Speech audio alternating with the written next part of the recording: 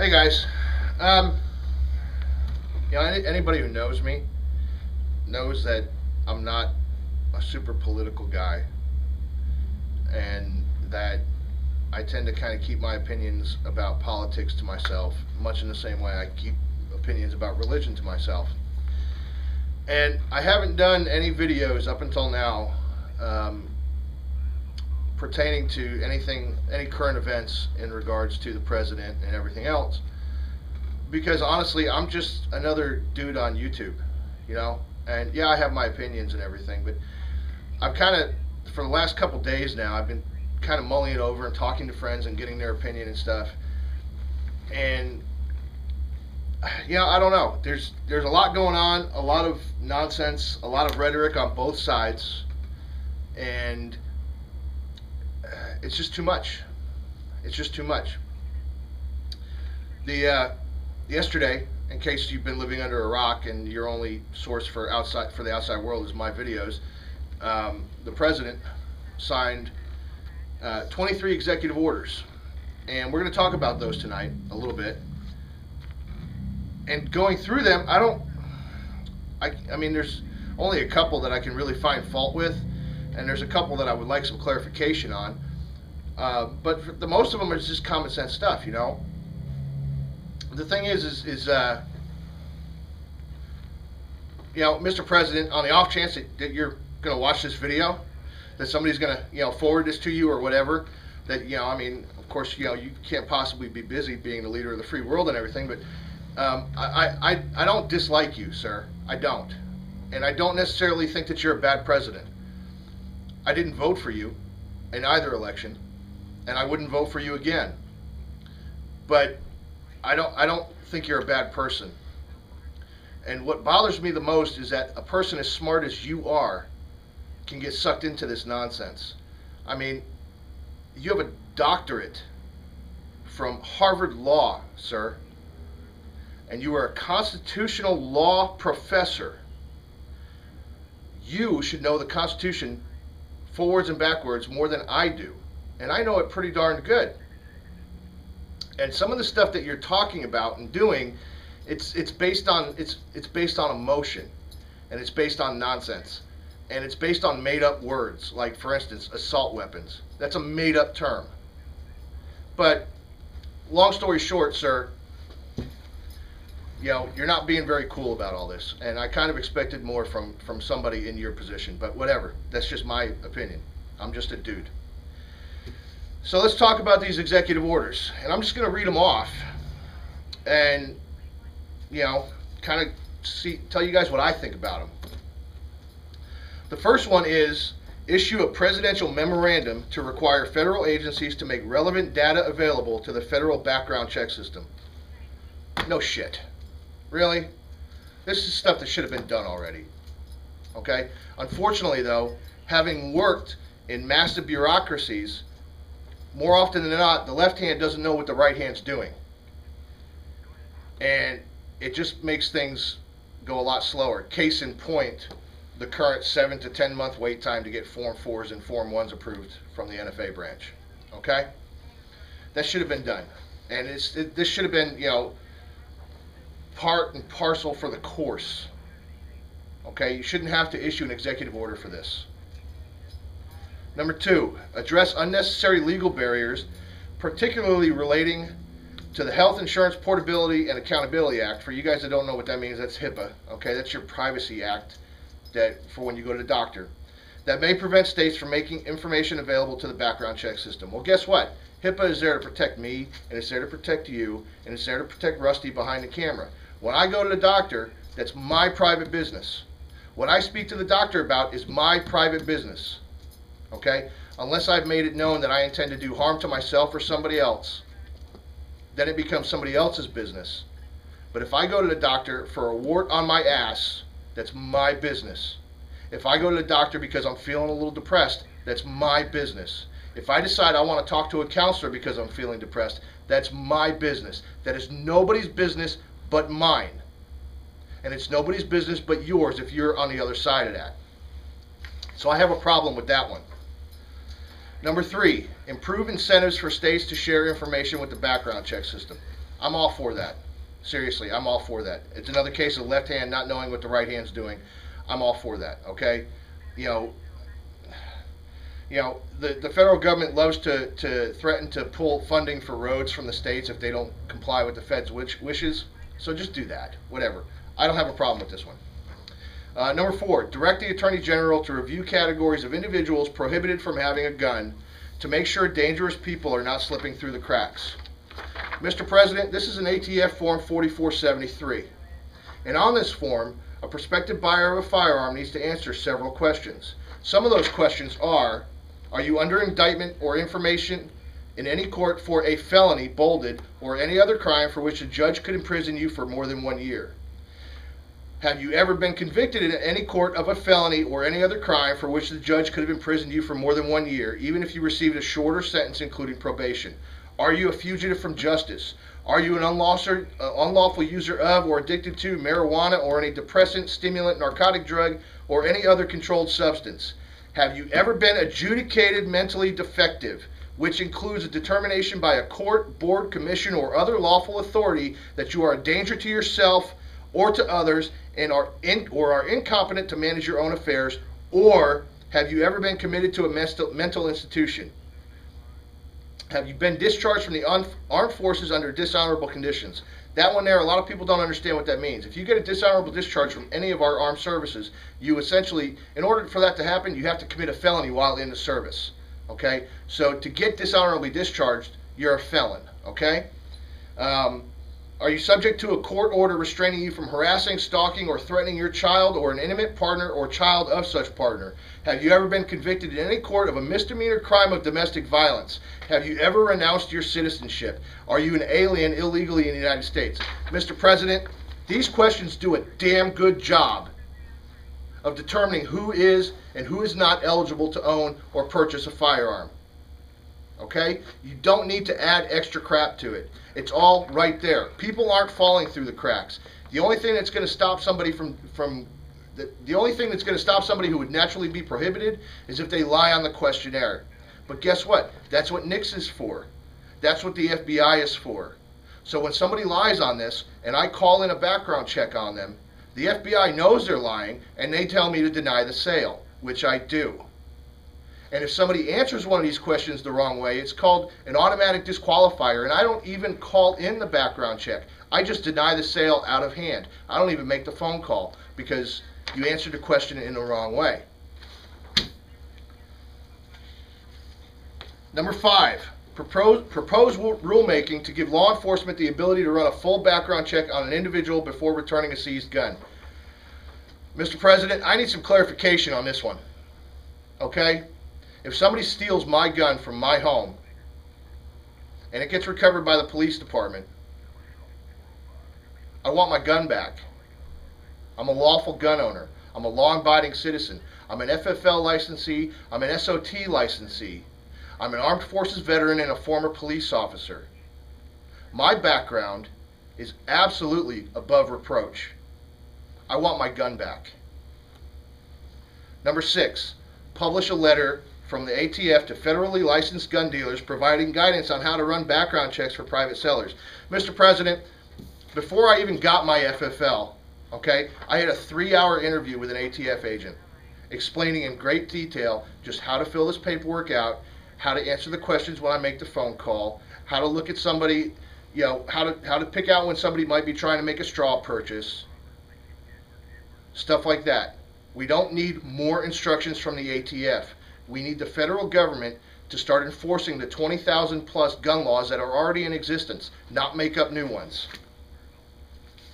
Number 7, launch a national safe and responsible gun ownership campaign. I can totally get behind that. Okay? I totally get behind that. Mr. President, maybe you've never heard of a program called Appleseed. Maybe you've never heard of a program called the Boy Scouts of America. When I was a kid and I was in the Boy Scouts or the Cub Scouts, okay, marksmanship was part of it. When I was in the Civil Air Patrol, marksmanship was part of it. Responsible gun ownership was part of it. When I was a kid, this stuff was par for the course. It somehow skipped a generation. And I absolutely have no problem with this. Okay? Learn about Appleseed. talk about Appleseed on national TV. Okay? My kids do Appleseed. Appleseed's a lot of fun, and it teaches you a whole bunch of stuff about safe and responsible firearms ownership. Plus, you get cool patches for being a marksman. What kid doesn't like cool stuff to put on their backpack? Number 8, review safety standards for gun locks and gun safes. I don't really have an opinion on this. I mean, whatever. You know, a lock is not going to keep a determined individual from accessing anything, really. Okay? Number 9, issue a presidential memorandum to require federal law enforcement to trace guns recovered in criminal investigations. Seriously? This required an executive order? You had to issue an executive order to tell federal law enforcement to do their damn job? Really?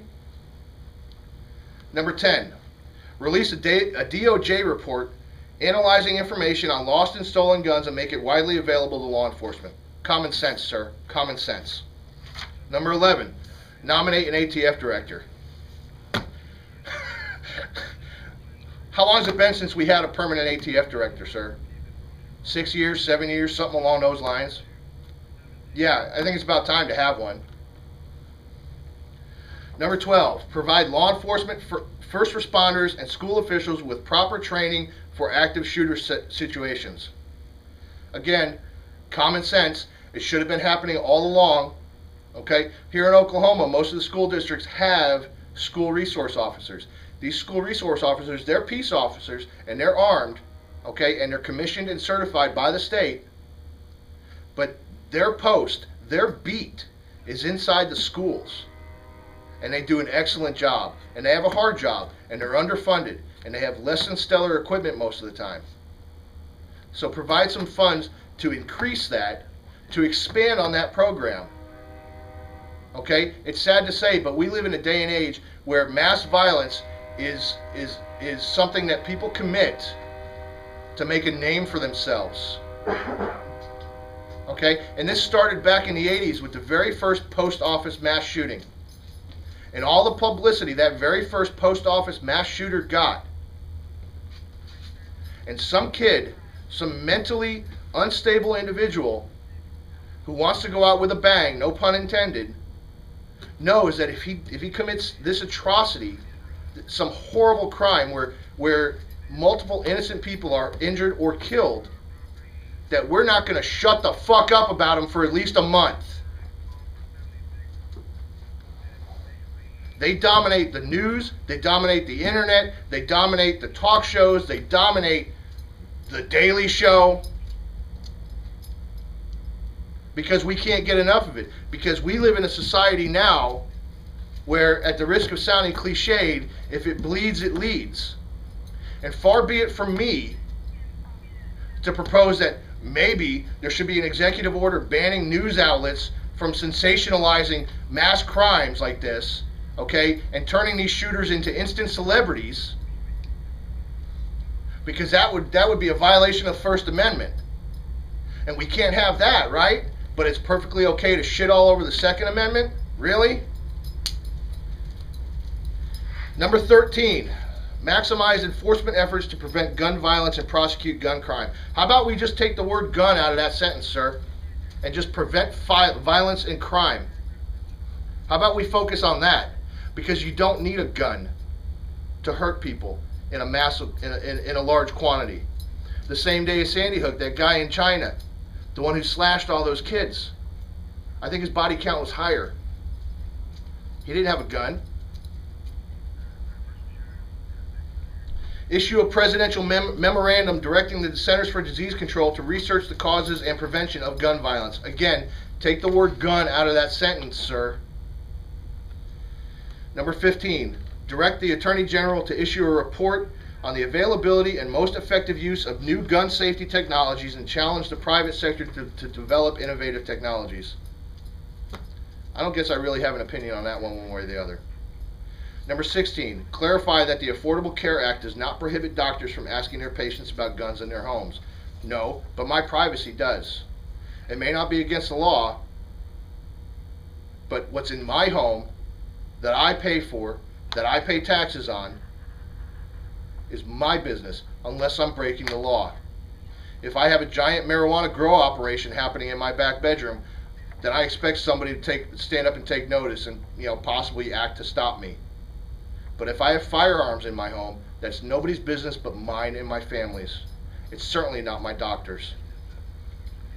Release a letter to healthcare providers clarifying that no federal law prohibits them, from reporting threats of violence to law enforcement authorities. That's common sense. Really? I need a federal law to tell me that if I'm threatened by somebody, I can call the cops? Come on. Number 18. Provide incentives for schools to hire school resource officers. So we're back to number 12. Okay? School resource officers are a great thing. And I sincerely hope you somehow or other find the money to fund it on a widespread scale. Okay? Number 19, develop model emergency response plans for schools, houses of worship, and institutions of higher education. Again, common sense. It bugs me that this stuff even needs to be said. Number 20, release a letter to state health officials clarifying the scope of mental health services that Medicaid plans must cover. Good. Good. Number 21, finalize regulations clarifying essential health benefits and parity requirements within ACA exchanges. I don't have any idea what that means.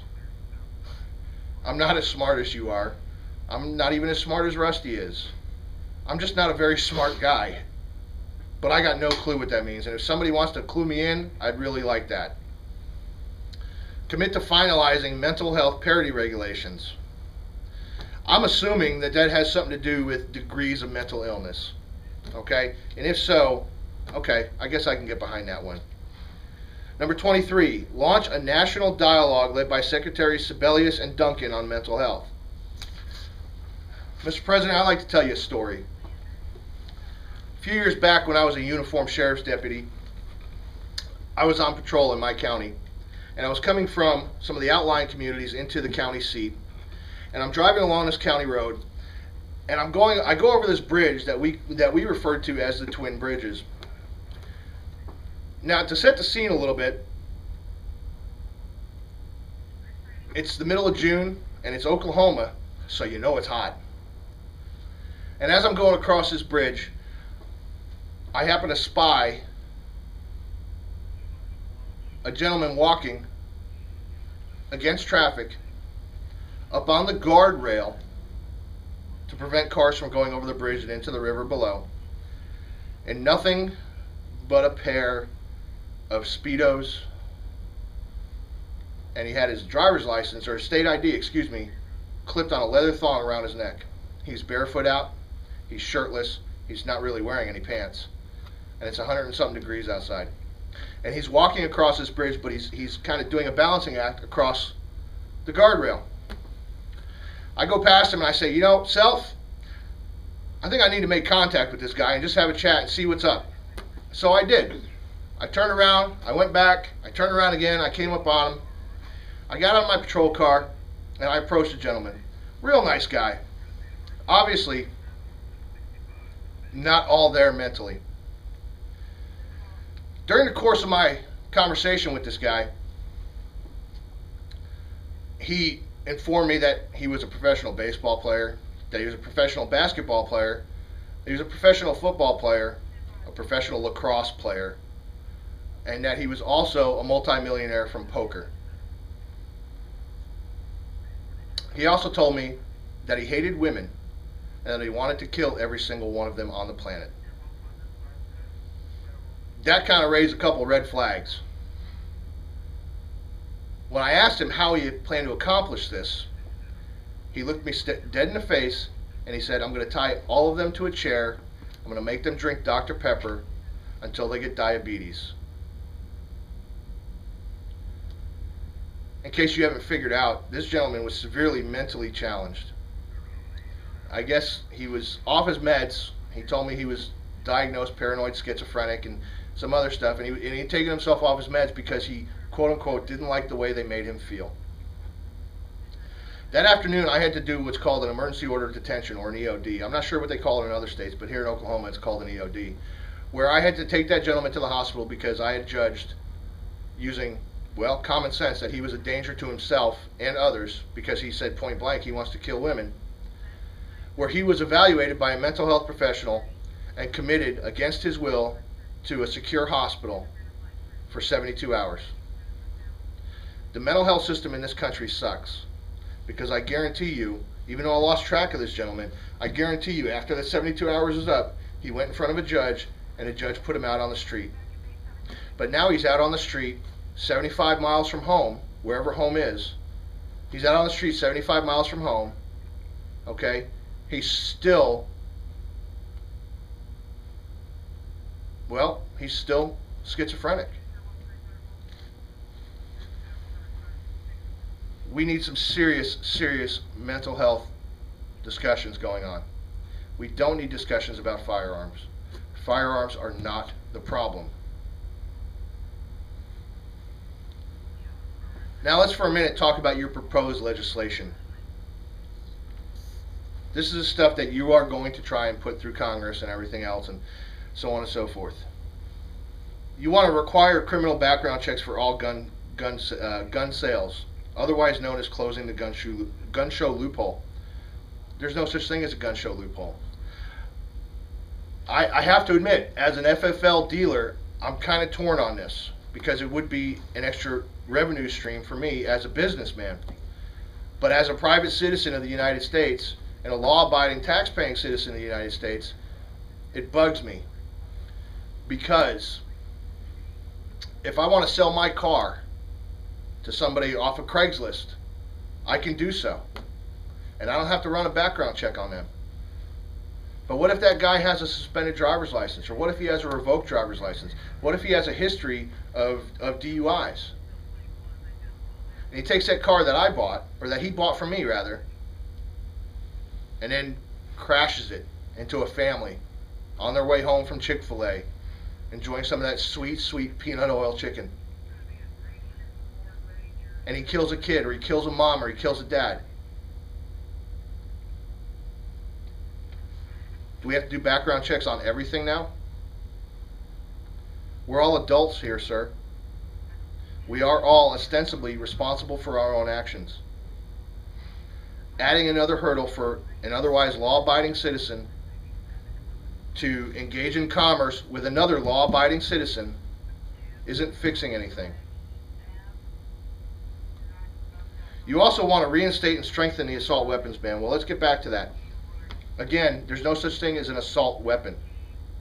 It's a made-up term by the media, and it makes a great soundbite. But what you want to do is you want to ban firearms based on their appearance, not based on their functionality. And that's just silly. And you're smarter than that. You have to be smarter than that. You and I both know that an assault weapons ban won't happen. More than likely, it's not going to happen.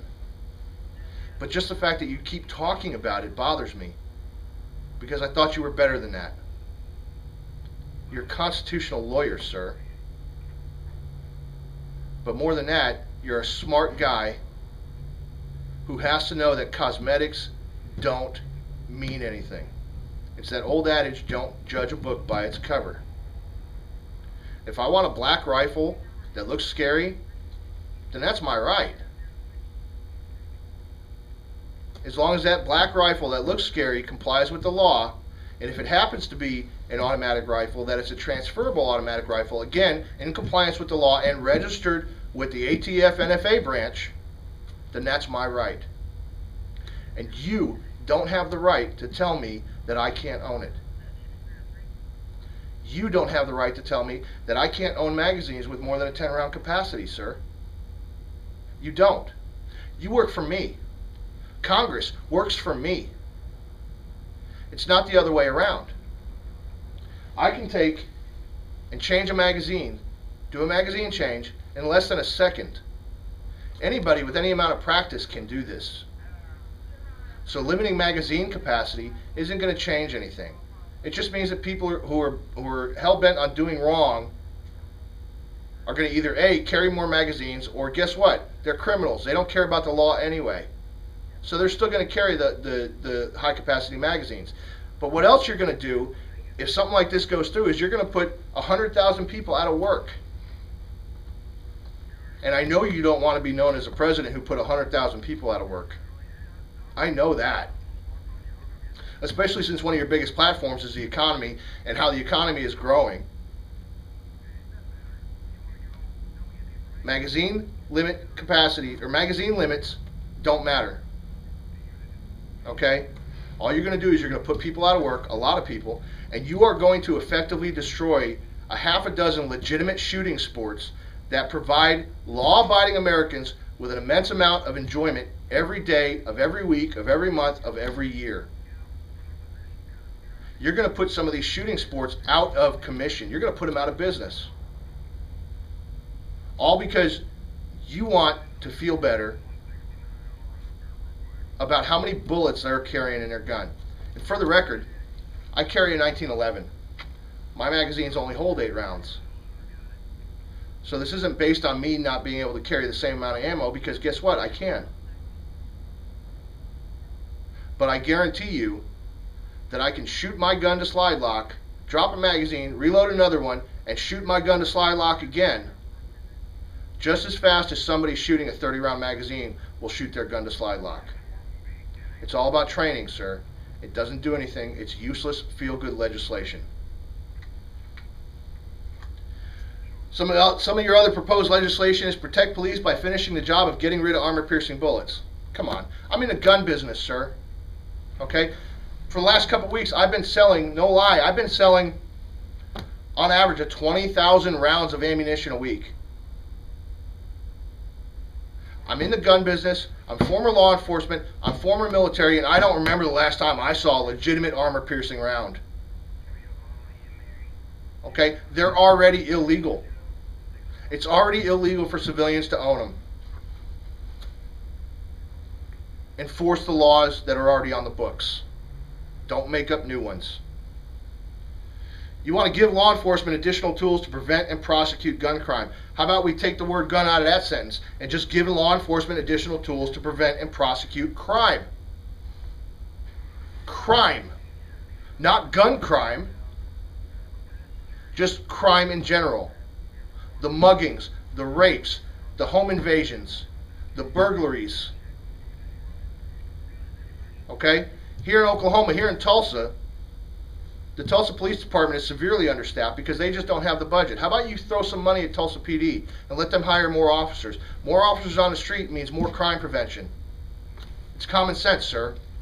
Okay? You did this whole debt ceiling thing and fiscal cliff and all that. I'm sure you can find some money for this. You want to end the freeze on gun violence research. Again, let's just take the word gun out of that sentence. End the freeze on violence research.